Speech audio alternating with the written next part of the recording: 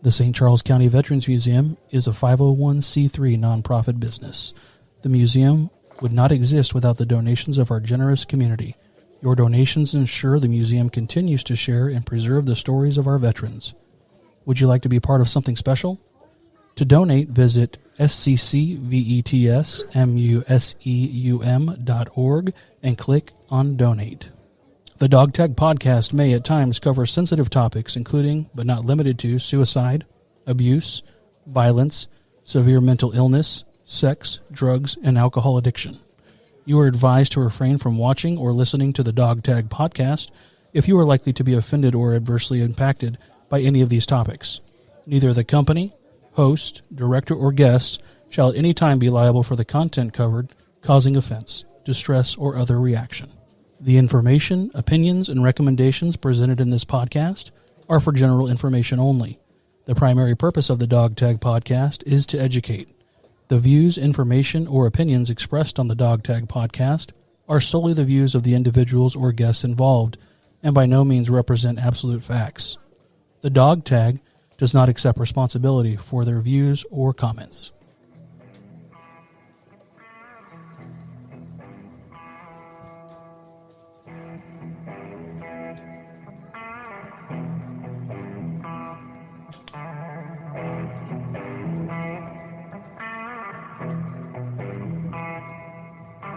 Welcome to the Dog Tag Podcast at the St. Charles County Veterans Museum with your host, Jason Galvin and Dominic Masters. Today in studio live, we have Hospital Corpsman Second Class, Jeremy Greenlee, and Senior Airman, Amanda Depew, who is now a licensed social worker. Dominic, go ahead and kick us off. Hello, sir. How are you? Doing great, man. Hey, tonight is a little bit different around here. Generally, it's you and I in this quiet, wonderful museum. But tonight, we have some other guests even than our podcast guests. We've got the Boy Scouts, local Boy Scouts. They came up tonight to do flag retirement ceremonies.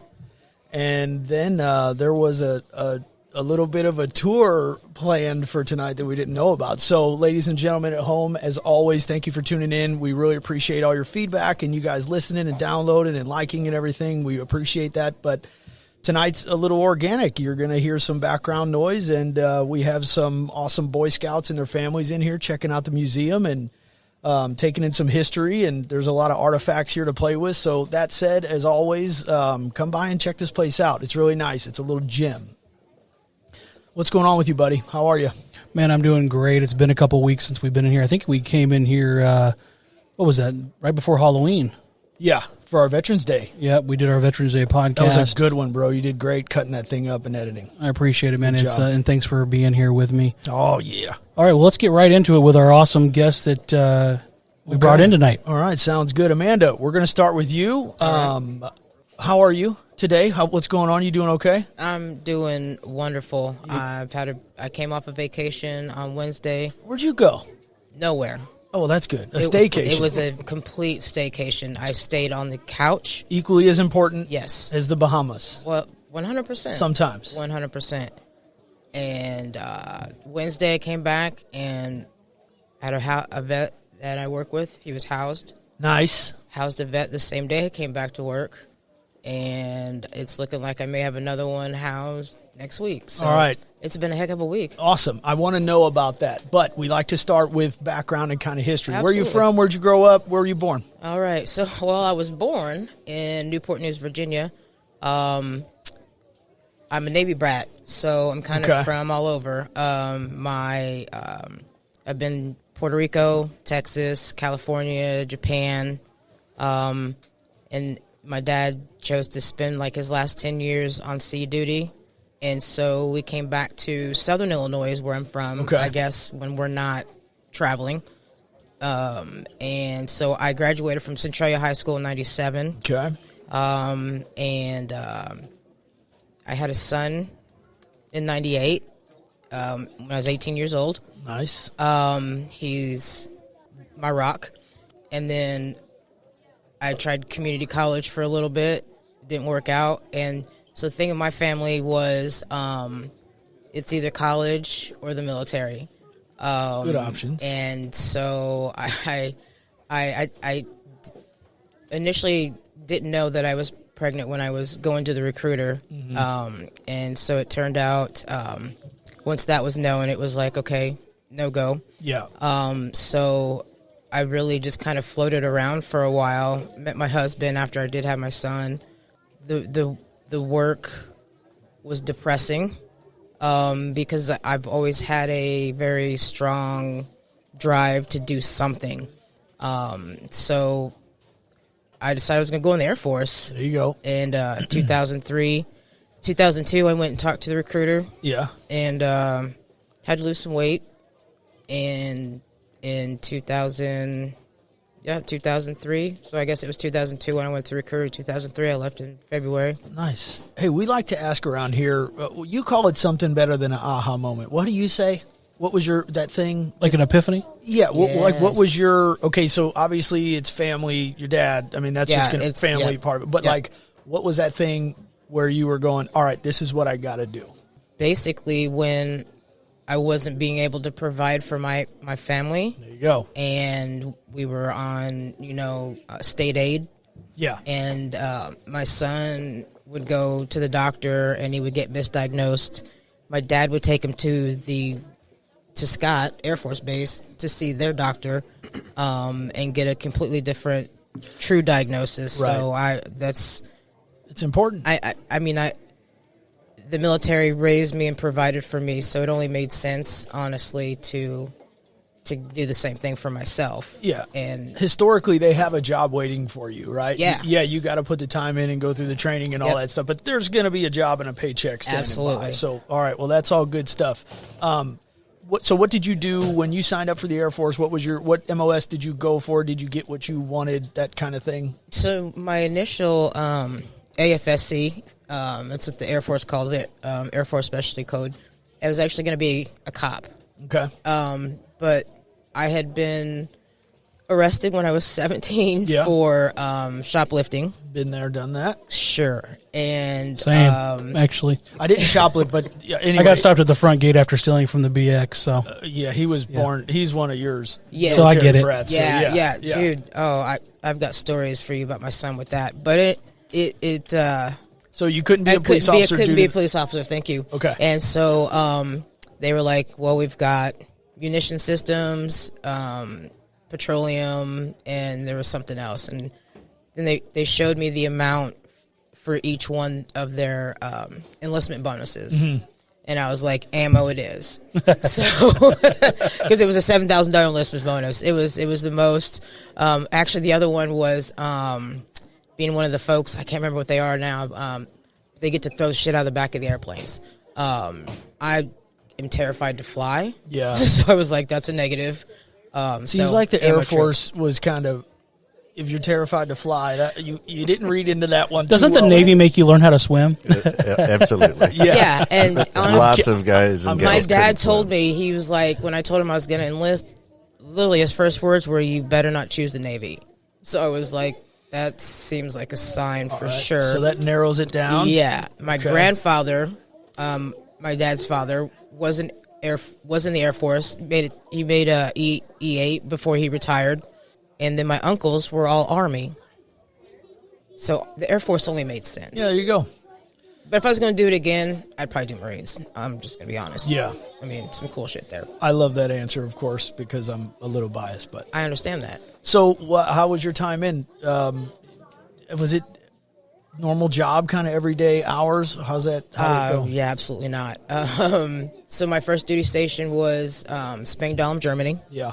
And I got there in 2003, and you got there in 2003. 2003 ammo troop. So that's not an ordinary job. They're kind of like the bastards of the service. Really, we're off in the back in case anything goes boom. I like that, which too. could truly happen. Yeah. I mean, we have some goofballs. Sure. I had a pretty decent time actually. Senior Airman below the zone, chosen while I was actually deployed. I deployed in September 04, came back in January 06. 04 to 05, came back January 05. While I was there, got below the zone, which just means I got to put on E4 6 months early. Nice. But also put me in the boat where I could test for E5 sooner than the rest of my peers. The desert was atrocious. Where'd you go? I went to Bagram, Afghanistan. And again, being an ammo troop, it's just you're off in no man's land, ran by the Army. Yeah.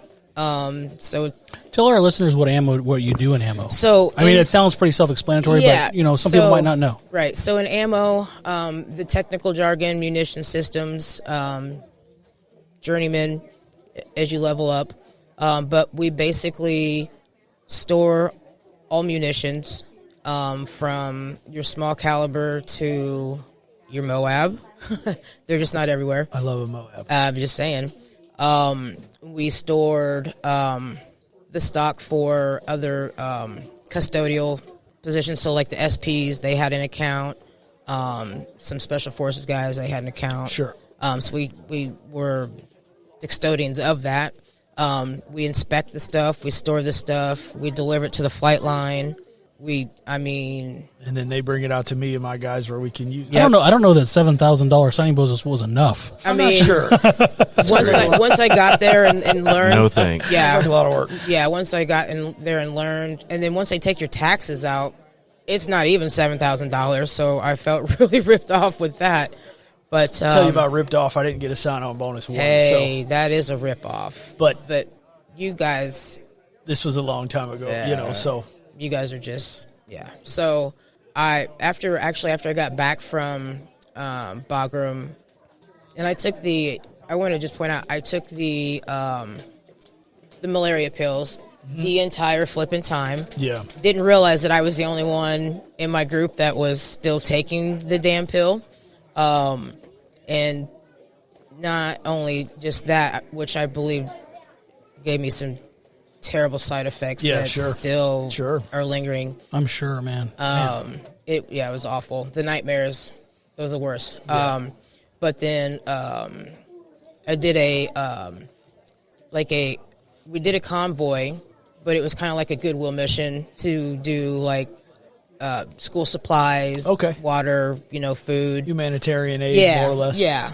So we did one of those, and the villages out there, they had their own security, so to speak. Yeah. I know they have a name, but I cannot remember it. I got you. And I happened to witness one strike this young lady in the face with the butt of his AK.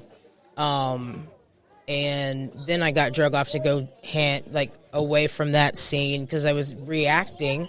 And so I got drug off to do something else.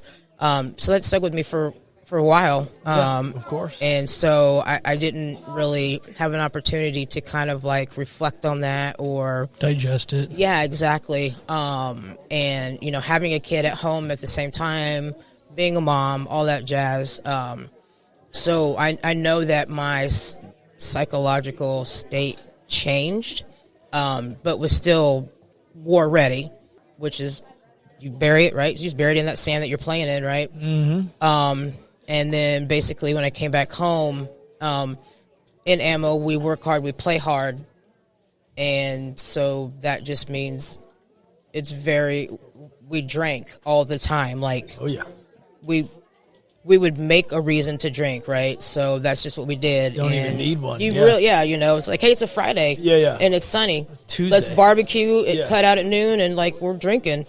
So that's kind of where I picked up my alcohol addiction even more so, and didn't really get I never really dealt with any of what was going on. And then essentially when I got to Langley Air Force Base after that, I tried to go to mental health. It turned out that the tech was dating the guy that I actually worked across the desk from, and I knew she was talking because I knew things about other guys in the flight that I shouldn't know because she was talking. Oh man! So I wasn't gonna. Word travels fast. You know how it goes, just like everywhere else. Exactly. So I I wasn't going to divulge anything. Yeah. So just still continuing to bury. I get to Langley. They're with my security clearance over debt. You know, like less than $5,000 worth of debt. Right. They're trashing me over my clearance on that. So I couldn't get into the bomb dump to do my job. Mm-hmm. So I was working up at the flight, and I worked with some amazing people, but like I had the heart of ammo, and that's where I wanted to be. So long story short, my son had been diagnosed with ADHD, prescribed some Adderall. I took Adderall on a Saturday. I took Adderall on a Sunday. Took the Adderall on a Saturday on a whim. It had worked well for what I was trying to accomplish, which was getting some homework done. Right. Wanted to achieve the same effect on Sunday, so I took another one. And then had a UA on Monday. I didn't self-identify. I took the piss test, and that's when everything went downhill from there. It was. Can I ask you something real quick? Absolutely. I read in there self-identify. What's that mean? Like, so essentially, if I had told my shirt or my my sergeant that, hey, I used this over the weekend and had never pissed in the cup, I probably would have been perfectly They would have fine. found somewhere for you to go for a few minutes? Yep. some amnesty. Yes. Yeah. Yes, Okay. it would have been square. Okay. But I didn't, and instead I pissed in the cup, failed the drug test. And my shirt came and got me after the results came back. It was probably 2 weeks later, because, they were checking before they, drug me in. And what I learned out of the whole thing was shut your mouth and get a lawyer. Mm-hmm. Never say a word. You don't know anything. You don't. Nothing. Yep. Because your core values that they drill into you literally mean nothing at that point. So I was like, integrity first. That's our one of our core values. Of course. So I told the story. What was happening, what I did, blah, blah, blah. I thought that would save me some, but ultimately in the end, the commander felt my JAG lawyer helped me to write the paper to say that I met the 7 criteria that actually exist to save a troop's job. Career. Yes. Yeah. He felt that out of the 7, there was one that I didn't meet, which was a repetitive use of the substance. So instead of my first day being like an experiment, and then the second day, it was almost habitual. The way they look at it. Exactly. Right. And really, it comes back as demethamphetamine. And so Sure. my commander, I know he took out the D and the amphetamine and saw the meth, right? Yeah. Because he sternly was like, he felt as though they just caught me. I've been doing it, but Yeah, right. I passed 4 drug tests prior to that. Right. That were two were command driven, like everyone came in, and then 2 were, hey, your social popped. Never failed a drug test. Yeah. But popped on this one, and it was a one and done, and I was out. So my TAPS was literally 4 days, maybe 5. It's supposed to be like 2 weeks or something. Exactly, right? yeah. Something more than that. At least. It was just a push through. And I signed my 214 on the day that I was actually supposed to test again for E5. So it was quite devastating. It was my entire identity. Yeah. So that was my experience. Getting out, though, and trying to make it as a civilian, it didn't work out. Yeah. It's gotten better. I got treatment. I did a 28-day stay in Indiana because there were no female beds here in the area, JB, whatever. And I was down in Marion detoxing. Had a one-on-one for 2 days because I was actively planning. And on my 4th day, they were like, hey, so we don't have a bed available here, and there aren't any available at JB. So we're going to send you home, and what we want you to do is to call JB in a week to see if they might have any beds available. And I was like, that's absolutely not what's going to happen today. So I actually called my therapist, and I let her know what was happening.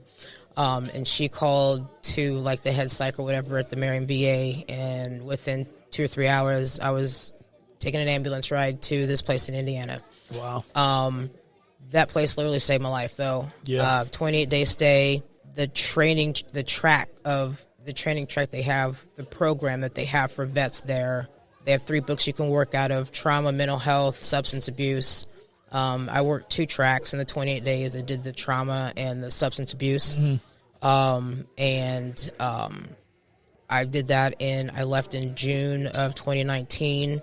I've been sober since October 2019 because I did go. High five. Awesome. Yeah. Awesome. I did go back and thinking I could control it. Oh, yeah. But, it definitely wasn't happening. And my therapist, these were the words that made me say, okay, I'm not going back. And she was like, I'll work hard for you, but I will never work harder than you for you. Yeah. And I was like, It's impossible. you will never say those words to me again. And she knows Challenge this. accepted. Exactly. Yeah. So I got a funny one for you. I've been through the ringer too. I just got 7 years clean. sweet. Another high five. That's Hell 2. yeah. Thank you, Doc. I had an opportunity to go down to JB for their detox, and they had a bed bug outbreak at the time. So again, when I was told no, it was like, all right, well, the world doesn't want me to get sober, so I'm gonna do this. Keep going on mine. Well, I, as an addict, still very happy for you and proud of you. Keep up that good work. Let me ask you something, and this comes around through our podcast often, especially with me being here. I'm such a big advocate of sobriety and everything else, and mental health, of course, and all that. Did you guys talk about people, places, and things? Was that and I know that it was one. It was. We worked a lot on schemas. Like, for instance, me thinking that maybe I didn't deserve something because I saw that young lady take it to the face. Right. And so because I didn't jump in to be able to stop that from happening, I'm a bad person. You're just as guilty as the person doing it themselves. Right. And so we work through that, and we're try to make sense of that. Yeah. And that does include, person, places, things throughout that whole training, and it's super important. Yeah. Those are my favorite 3 words, because I know that's what I had to. I moved away from my hometown. I didn't speak to my family for a couple years because it was like it came to a decision in my life where it was my wife and kids. She wasn't even my wife at the time. She should have left a long time. But it was my family or fill in the blank. Right. That's always going to lose to me. So it was like, but people, places, and things, man, having to detach myself from, I used with my family, unfortunately. So like having to detach myself. Yeah, absolutely. Single mom, dude, and not talk to her for 2 years. It was harder than getting off of the dope itself, Absolutely. I had to cut myself off from my mother because she's toxic. Yeah. And she was my trigger. Yeah.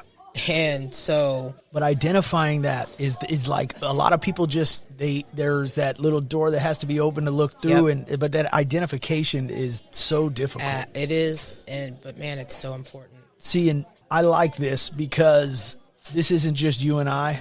It's not Doc. We haven't even talked to him yet, but this thing is, I don't know anyone who hasn't struggled a little bit with something or another, right? Absolutely. So it's like getting through that thing can allow you to carry on with your values, your core values, my core values, Doc's core. Jason is not veteran, but he has his own set of core values. Absolutely. So it's like every person that deals with, whether it's war, whether it's this, whether it's that, they all have this set of values that they just have to try to get back on that track. So super proud of you. Same to you. Jay, you got anything for Amanda, or do you want to move on to Jeremy? We're not moving on. No, I got it. We're just flowing. No, I don't have anything else. I mean, I think you covered pretty much what. And if you do have anything else, jump in. We don't. This is just a conversation. Oh, absolutely. That's the way we like it. Yeah, absolutely. So 2019 is when I do have something actually. Please. So 2019, you got sober. Yep. Is this when you started into social work after that? Tell us a little bit more about that, then we're going to go with Doc. So actually, 2019, I was actually already in school.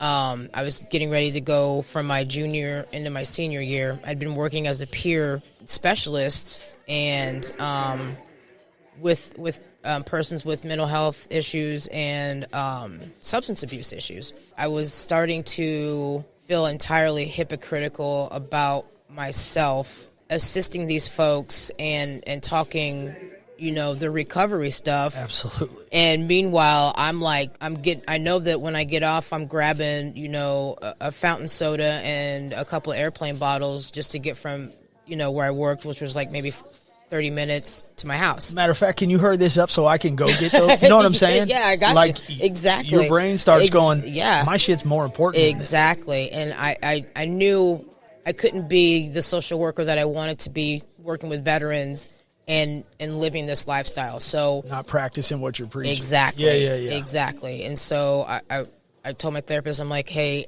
I think now is the time. Like I'm in between class. I don't have a whole lot going on. I think now is the time. So that's when I went to treatment. Then I came back, finished my senior year, graduated, and went straight into my master's as an advanced standing, which just means I got to go through the program quick in 1 year. Right. And so that I got my master's in 21. So BSW in 20, master's in 21, and straight to work. Awesome. And that's something else, man. You're going for a master's degree. You're putting your life and education into helping other people. And then you have to stop yourself and go, I've got this thing I need to deal with.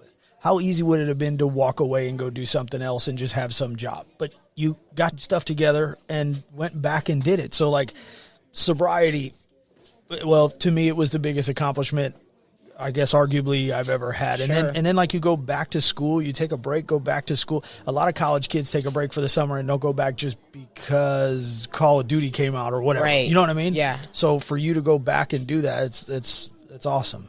There was no more room for failure. Like, that's the realization you got to get to. I needed this to be whole. Right. Because just doing factory work, that's not my thing. I mean, it needs to be out there, but for me, it's not for me. I've done it for a long time. This is what I've always wanted to do. I knew when I was in the 8th grade, when we lived in California, I wrote a letter to SIUC asking for information on their social work program. Wow. I knew what I wanted to do. Yeah. I just was very stubborn. Yeah. But the path that I've walked, I wouldn't trade it because it's what helps me do what I do. I'm and with I you. do my job really well. I agree. I know that, like, I don't wish that on anyone. No. I don't wish snorting painkillers and smoking meth on anybody.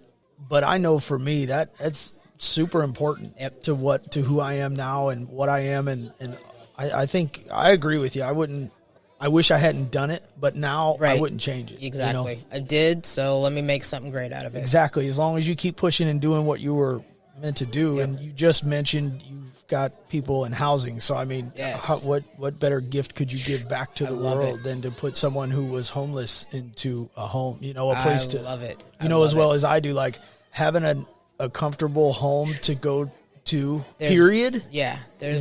We need food, water, shelter as humans. Exactly. And it's like Maslow told us that. Exactly. You gave them one of the biggest, hardest things for homeless people to get. Hard to get now for anybody, especially for vets. Yes. Right. Food, you could hustle up some food somehow. Water, it's everywhere. Yep. A place to stay, man, in the wintertime, It's tough. Good Without housing, man, it's hard to have a job. It's Absolutely. it's insane.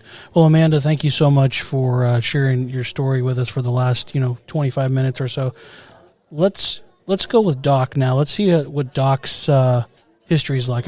Let's dig into the old and see what he's got to offer. And Amanda, you're still part of this. So jump in anytime, whatever. We're just moving along. Doc, Absolutely. How are you, bud? I'm better than I deserve. Man, that's a good answer. Yeah. I agree. I shouldn't be doing as well as I am. Just try to be a better version of me every day. Every day. One more Sometimes day. it's one step forward, two back, and Yeah, but that's try good to be for intentional you. about it. Yeah. So where are you from? What's your story? I just follow up here with Amanda. She's Please amazing. do. Yeah. Thank you. You're in my life for a reason. We've got great things For sure. ahead of us. Absolutely. We're going to talk about those. I love your story. You're so transparent, and the passion is there. So and it's infectious. So I appreciate Absolutely. thanks for I appreciate that. Hang on, sharing. Doc. Amanda, like you were saying, having to straighten your own stuff up. You weren't really telling the truth when you were helping these people, but had your own thing. And now you're able to do that conscience clear. Absolutely. So I mean that you have to give yourself some big time credit. It's what I lead with when I start talking with my vets. Good. So that they know You're one of there's us. no judgment Right. whatsoever. Right. Good on you. Doesn't matter how you got here, why. Yeah. Let's just get you on your feet. Right. All right, Doc, bring us Doc, home. where are man. you from? Yeah. Where are you born and raised? Yeah, I'm a Jefferson County guy, just Down about south a 40 little bit. minutes south of St. Louis. I went to a little bitty, actually in Crystal City. Okay. A Caves. little bitty The caves school, kind down of like there, yeah. Mayberry. You know, it's Yeah. crazy old school. Had a really tight family, growing up, a lot of love and compassion. Really close with all grandparents. With the family logistically was very close and emotionally very close. So that was fantastic. Again, really small school. I graduated with 39 in my class. Wow. I had 39 per classroom. I mean, sure, Right. sure. That's the norm, and Right. That's I the difference didn't- between North County and Jefferson County. It definitely is. and it was unique. I didn't know how good it was, until Sure. you don't know what you have until you get out of there. Yeah. So kind of the story is I did well. I had a good student, good across the board, but it was a big fish in a small pond. Yeah. I was whatever president XYZ and did that, and then a bunch of scholarships. I went down to SEMO in Cape Girardeau. You can stop rubbing all your academic achievements. I'm just- in it. No, I'm kidding. I'm kidding. I'm This so. is the good part of the I'm story. proud to hear this stuff. This man. is yeah. this is great. the before the fall. Good on you. Yeah, yeah. I'm totally kidding with you, brother. I love that. And again, if I couldn't get out of my own way, I wouldn't be here, and I wouldn't have this You're story. right. You know, Yeah. so Carry on, president and scholarships. yeah. It was gravy. Things were going great, and then I had free reign. When was this? What are we talking? High 90, school? 90 going into college. Okay, going so, into college, Again, right. I didn't have my support staff. I didn't have, and then I was like, well, I can do what I want when I want. Hold and on. I literally did that. Yeah, I did yeah. everything but go to school. Yeah. And I made the dean's list.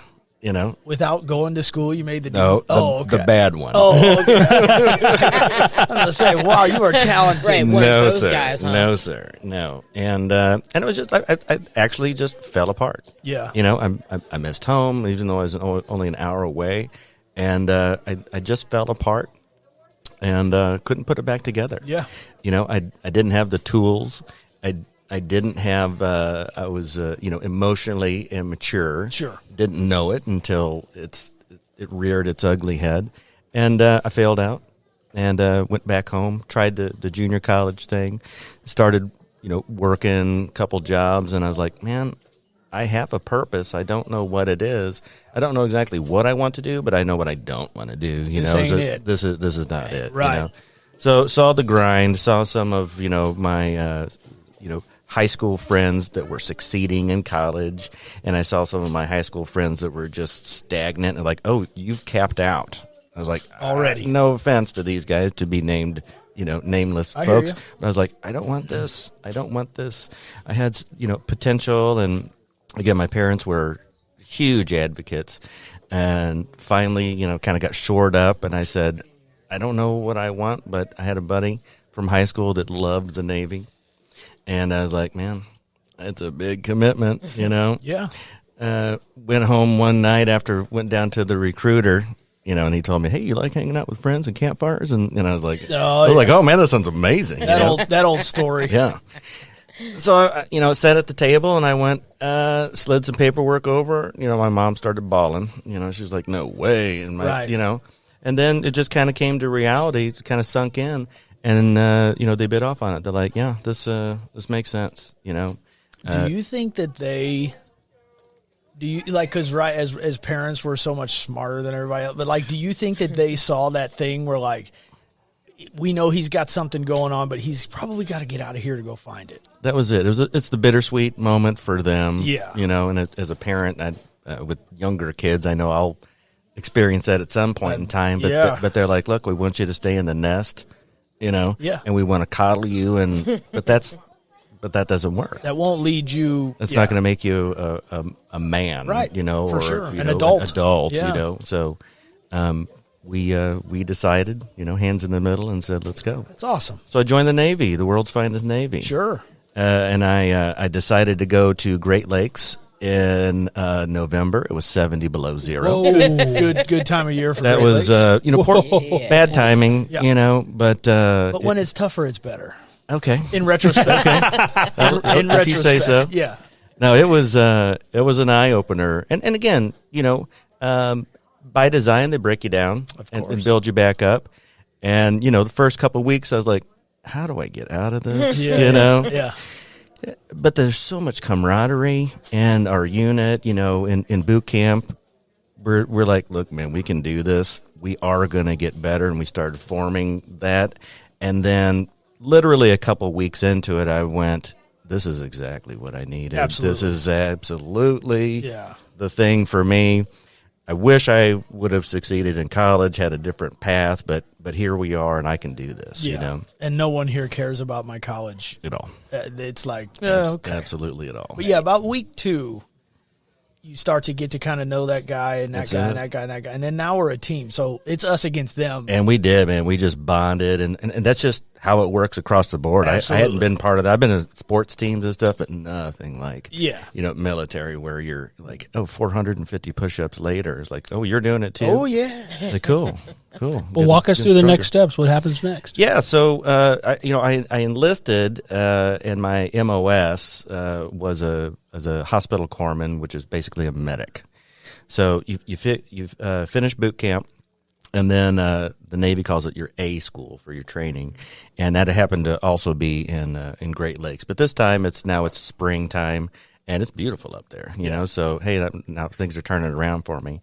But with all military training, it's fire hose effect. Open up, and it's 8 hours a day for 5 months, and it's the equivalent of to your nursing degree that you just gobbled up in just a few months. You can't retain that. I mean, it's just crazy. So what they do is, once you get your A school done and you're certified, hey, you're officially a hospital corpsman. Then they put you out and do practical application. So I was got stationed over in Bethesda Navy Hospital right out of D.C. and tossed me right in the ICU.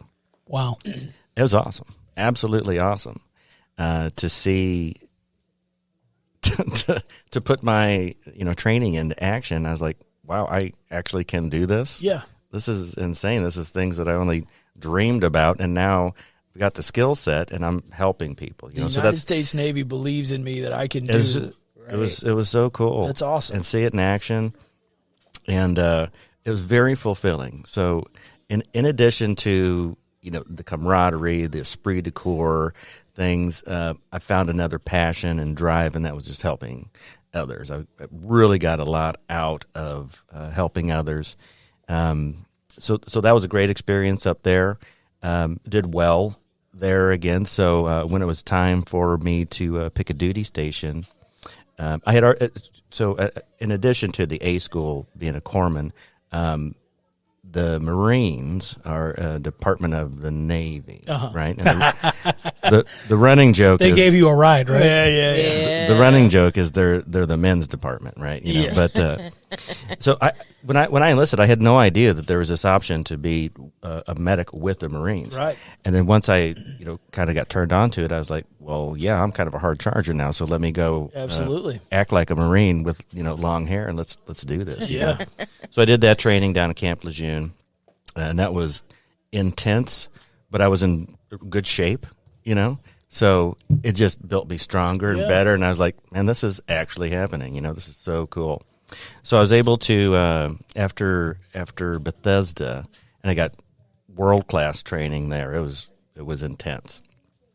Saw a lot of, with the good comes the bad, so a lot of very seriously sick patients, and lost a lot of them. So that, kind of hits at you a little bit. You take that home with you, Of course. Unfortunately. So, but it's, you got to look at the good. Yeah. So I took that training, and then I was able to, like I said, I did well, and I got an opportunity to go out to Hawaii for my next duty station. and I was out there with the Marines for about 5.5 years. Is that 7th Marines out there? The 3rd Marines. 3rd, that's right. Okay. Yeah, 3rd Marines. I was in 2nd Battalion, 3rd Marines, and then their headquarters out of Okinawa. Okay. 3rd MEF. And we did some really hardcore training out there that was so cool. Yeah. So the relationship with the hospital corpsman and the Marine is unique, and they just treated me like a god. It was so nurturing, and I could feel the respect and love from those guys, and I'm still very, very close with a lot of my Marines, because they put me right in the platoon. Oh yeah. It's not like the MASH unit where you're sitting over somewhere and then they come to you. Like no, you come with us. I go. Yeah. And when you hurt, I pick up, and they know that, and that was just an unbelievable feeling. 'Cause I never felt that before. That feeling of respect and. Well, if I may, when a corpsman, we went through a few of them because we were working up to invade in 2003. Yeah, I get it. When a corpsman comes to us, there's always that thing where like we'll get him on his way quick. We're gonna figure this out within a day or two whether this dude's gonna be able to hack it with us. When they make it, they are one of us. That's it. There is no separation anymore. And frankly, I just went to a reunion a couple years ago. Without picking up weapons and doing the stuff that we did, they're like our guys. I mean, like you said, because we train on an IV, patching up a hole, like simulated hole for a little while until you can get there. Yeah. But other than that, you are the one that keeps us alive. So it's like, I have a special place.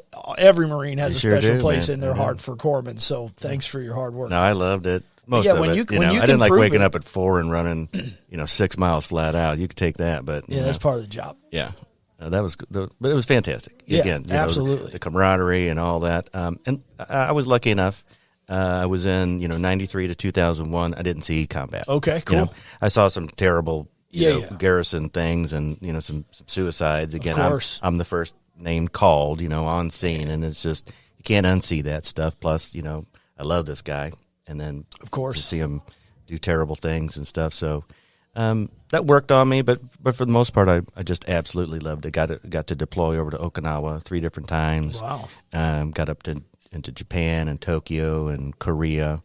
Again, my story is. It sounds like a great time. I loved it. I never wanted to do the military, but then once I was in, I really enjoyed it. Yeah. I did well. More back padding here, but I was a Sailor of the Year a couple times. Again, just humbly, my team around me made me who I was. Of course, yeah. And that's just what it was.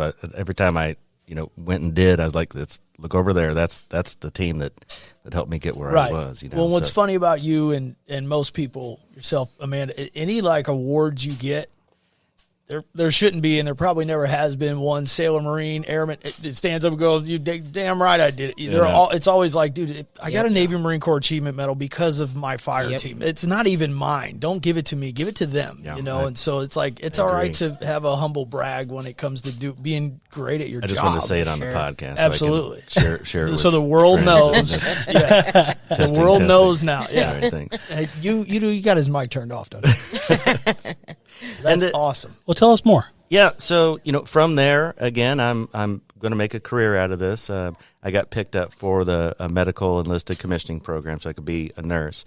Being a corpsman, you get a tremendous amount of equivalency, towards nursing. So I really only had to do a little bit of college, and I would have done that. In the civilian sector? You're saying you're training in the military in the civilian sector. You're basically, or is this still while you're in? So what I did is I was getting my nursing degree through the Navy. Right. Okay. Okay. The equivalent, but it was a college degree. I got you. The college accredited those ward hours and the training and stuff. But then I further once I got out, I completed it. Great. But the plan was I was very, very close to it, and I got picked up for this program, and then I was going to go off to school and then come back through OCS and be a Navy nurse. Right. Wow. The timing again. Was we were getting what's it called? Something certified for deployment again. JSOC. Right? JSOC, Who Mars, cares? yeah, all that. So we were going through the ringer. You know, Yeah. we're like, hey, we're going to do a 26-mile hike followed by this, Cree and that. hike, yeah. Oh, I just shivered. Just 30 miles in 9 hours. You know, and so the thing with that is, and not that anybody really gets a rest, but the corpsman, right? Every time you do take a 10-minute break, we're just hustling, looking at feet and fatigue and stuff. Yeah. So we don't get that break. No, you know, while we're sitting down smoking cigarettes, there you we go. guys There are you go, still baby. working. There you go. And so, you know, I may be a little chubster now, but I was a little bitty guy. You have you a know? choice, yeah. So, and like, you know, here's your whatever pack and Yeah. then your medical pack. And so it started wearing me down a little bit. I started getting some back things. And then we just did that back to back. And then there happened to be, you know, who cares? But there's like the Hawaii Marathon was Yeah. at the same time. And then I was going up for Sailor of the Year. So like within 2-week period, I did like 4 forced marches, ran the marathon, and then had to do like PFT, PRT, just balls out because I was trying to win the Sailor of the Year, right? Of course. And guess what happened? You know, I cracked a vertebrae. Got you know, like 7 mild herniated discs, but it was enough to where I couldn't function. Wow. You know, I was like, hey, why don't I just peel off of here for a little while and spend a month in this, and then MRI later, they're like, bro, you're done. That's it. And I was like, are you what? Wait, what?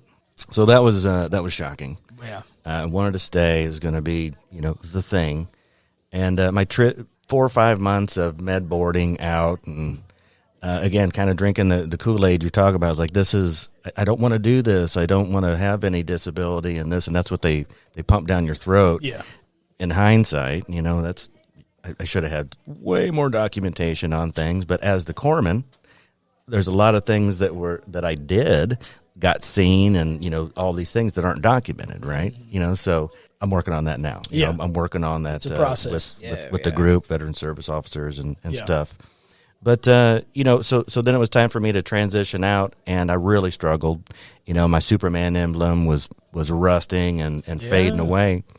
And then, you know, I did nursing in civilian sector for a few years, and that kind of brings us to you know, just the last few is trying to find more purpose. Yeah. You know, trying to find that it factor. You know, the missing element that I had in the military. You know, the camaraderie, the ability to help those in need. I know it sounds, you know, corny, but it's what lights my fire, and that's what I feed off of, and that's kind of what I'm doing now. Well, being dependable and having other people depend on you. Yeah, that's big. I miss that still to this day. You know, it's like I say this often. I know that my standards are too high for most of the civilian world, but the only reason that they were built and ingrained in me like that is because I had a group of people, a couple corpsmen included, that I could depend on no matter what, and I still can for what it's worth. I make some phone Absolutely. calls and have some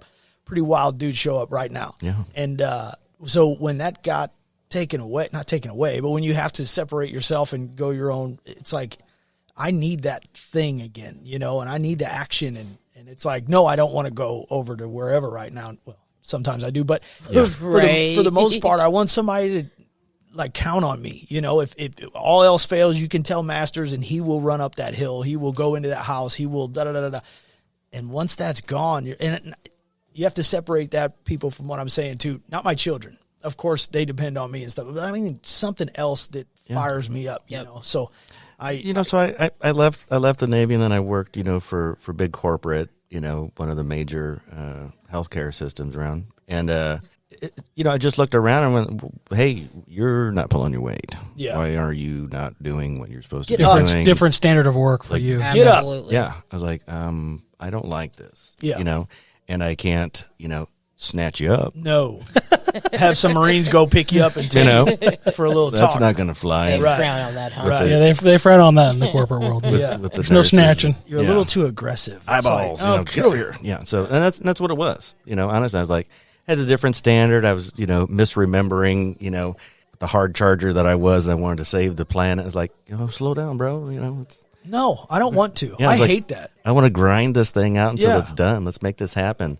work hard and then, high five at the end, and it wasn't that feel. That's a thing I can't stand, the whole it's not my job, or why are you working so hard? When another man looks at me and says, why are you working so hard? I'm like, I mean, your soul is just gone. Yeah. It's like, how could you say that to anyone? That means you should work hard. If I'm around somebody that's getting it, I'm like, I got to kick this thing in another gear. Man. You know? It's like I feed off that. But they don't do that out here. We used to self-regulate when we were in Air Force, Army, Marines, Navy. It doesn't matter. We self-regulate. We take care of our own. We don't need to go up the rank structure until we absolutely do. Right. And it's like when you go to the boss and he's like, well, maybe they're right. Why don't you chill out a little bit? It's like, oh, I got nothing now.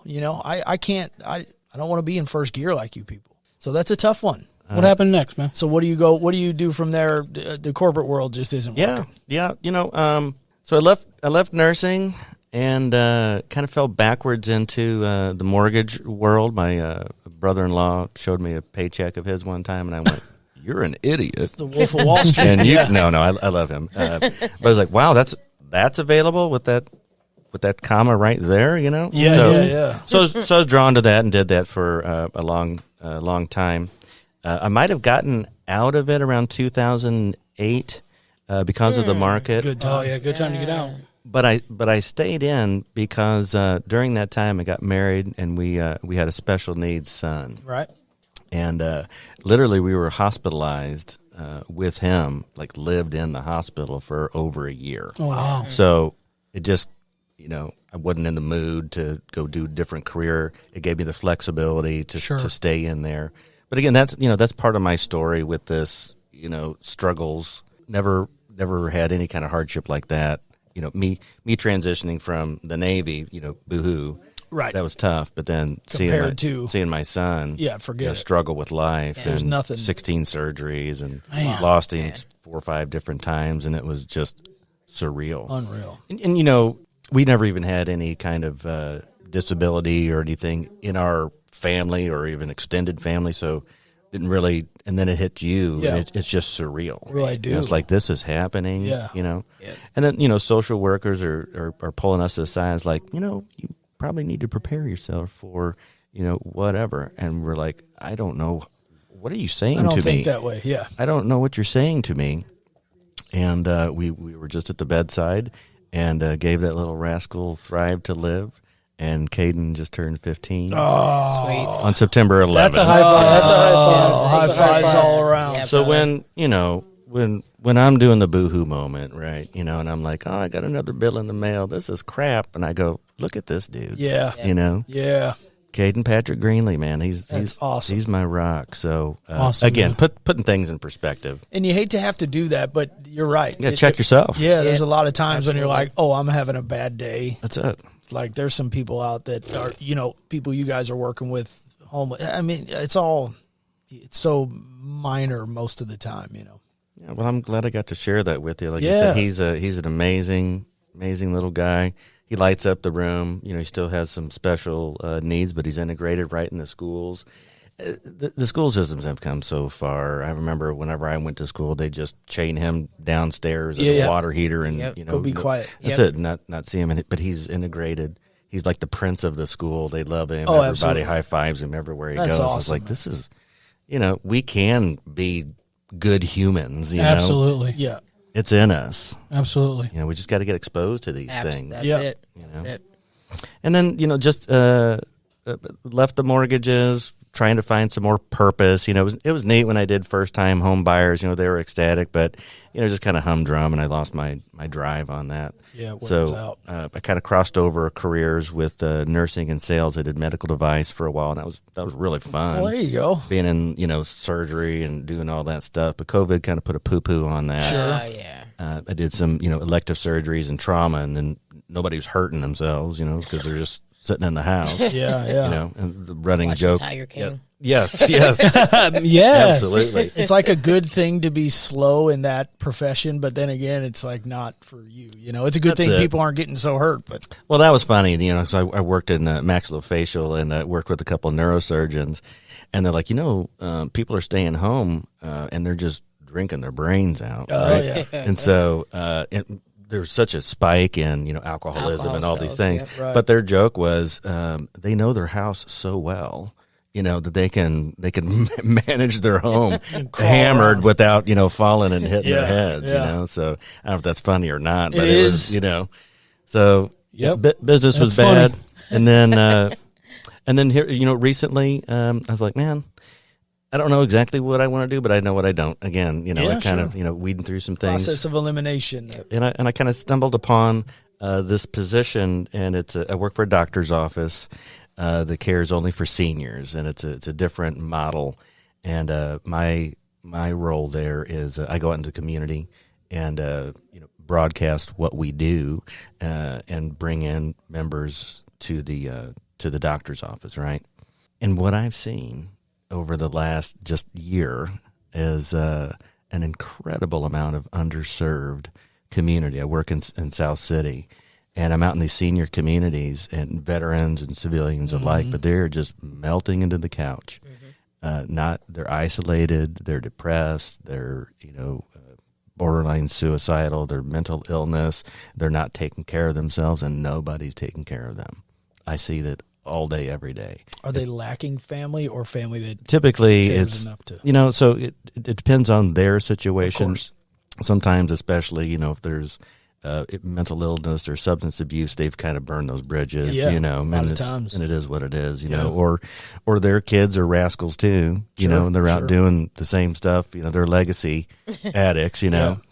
And but that's kind of the answer. They don't have the local support staff, or they've been cut off. Yeah. From that, and trying to get that PSA and information out to them, say, hey, there's all these resources for you, and sometimes they pump the brakes on that, and sometimes they go, I didn't know anything about that. That's Right. shame on us. Shame on us for for not getting that Yeah. that information out there. But it's hard. It's very difficult. It's literally boots on the ground, trying to get out there and expose them to what they might be eligible for. Yeah.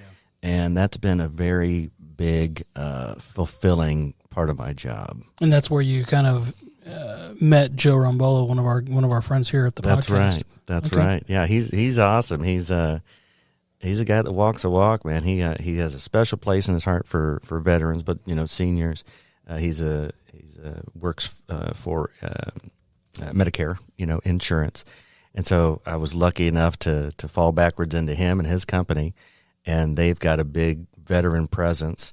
It is so confusing how the VA and Medicare work together, because they don't work together, but there's plans that Precisely. can put them together.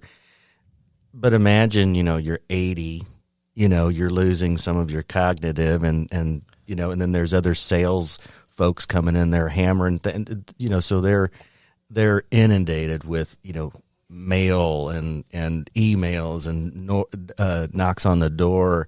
It's like everybody's just trying to throw all this information down the throat, and they can't trust anybody. When it's like upload your PDF to this thing, and they're They're like, well, hold on, where's the Right. gas going What did you into my say? phone? Yeah. what are you talking about? They need an advocate, Yeah. and so that's what I'm, trying to be for them, and surrounding myself with referral partners that are like-minded, have a passion for this, and then go out and get them. So again, my career, the job is senior specific, but as a veteran myself, I'm trying to be that air quotes veteran liaison between course. our office and the VA, and I was lucky enough to hear a lot more about some veteran programs in the area, and that's where I was lucky enough to meet up with Amanda, and we'll tell you more about Absolutely. what we got going on there. But that's Jeremy in a nutshell. Right on. Yeah, Jay, you want to?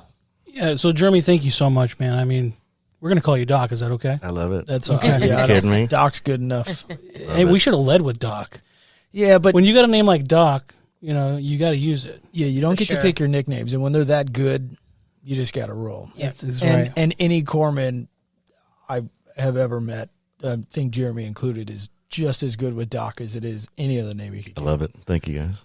Well, it's been awesome to have you guys here telling us your personal stories, and your veteran story, your personal story, and this is part one. Okay, so I want to say keep up the good work, but the good work is coming in part 2. that's right. The good work is coming in part 2. So, listeners, stay tuned for part 2 with Hospital Corpsman Second Class Jeremy Greenlee, also known as Doc.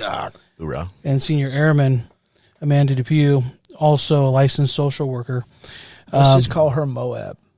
Hey, that's what that's her. You know what I mean? That's a That'll work. She's a killer at what she does. She's the bomb. Yeah. Doc. Nailed it. Come on, Don't Doc. leave me Thank hanging you. there. Nailed it. I'll be here all week. Nailed it. All right, so we're going to sign off of part 1 here. You guys stay tuned for part 2, and part 2 is going to be great. So this is us signing off of the Dog Tag Podcast of the St. Charles County Veterans Museum.